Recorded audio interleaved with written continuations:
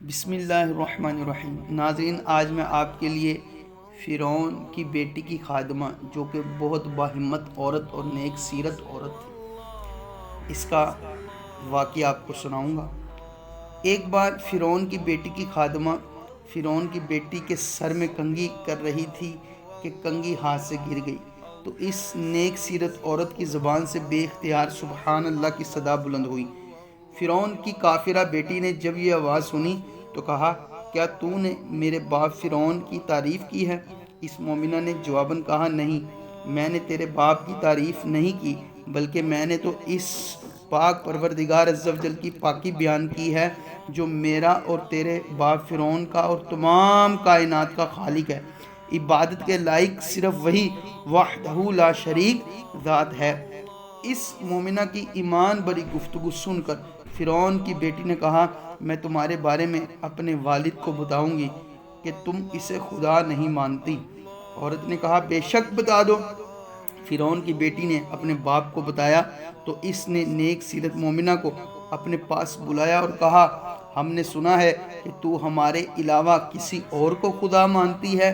تیری سلامتی اسی میں ہے کہ تو اس نئے مذہب کو چھوڑ کر ہماری عبادت کر اور ہمیں خدا مان، ورنہ تجھے دردناک سزا دی جائے گی۔ عورت نے کہا، جو چاہے کر، میں کبھی بھی شرک کی طرف نہ آؤں گی۔ فرعون نے جب ایک ایماندار اور نیک سیرت عورت کی ایمان افروز گفتگو سنی تو بہت غضبناک ہوا اور تانبے کی دیگ میں تیل گرم کرنے کا حکم دیا۔ جب تیل خوب کھولنے لگا تو اس کے بچے کو ابلتے ہوئے تیل میں ڈال دیا۔ کچھ ہی دیر میں بچے کی ہڈیاں تیل پر تیرنے لگی۔ ظالم فرعون نے عورت سے کہا، کیا تو مجھے خدا مانتی ہے؟ اس نے کہا، ہرگز نہیں، میرا خدا وہی ہے جو تمام جہانوں کا مالک و خالق ہے۔ فرعون نے اس کا دوسرا لڑکا منگوایا اور ابلتی ہوئی دیگ میں ڈال دیا۔ پھر اس عورت کو شرک کی دعوت دی، اس نے صاف انکار کر دیا۔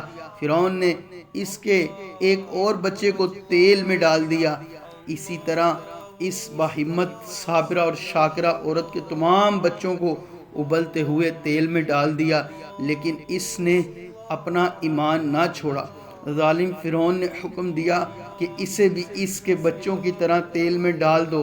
سپاہی جب اسے لے جانے لگے تو فرعون نے کہا، اگر تمہاری کوئی آرزو ہو تو بتاؤ۔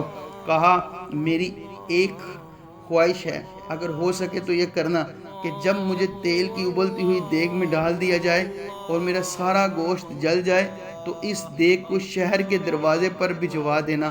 وہاں میری ایک جھونپڑی ہے، دیگ اس میں رکھوا کر جھونپڑی گرا دینا تاکہ ہمارا گھر ہی ہمارے لیے قبرستان بن جائے۔ فرعون نے کہا، ٹھیک ہے، تمہاری اس خواہش کو پورا کرنا میرے ذمہ ہے۔ پھر اس جرأت مند مومنہ کو ابلتے ہوئے تیل میں ڈال دیا گیا۔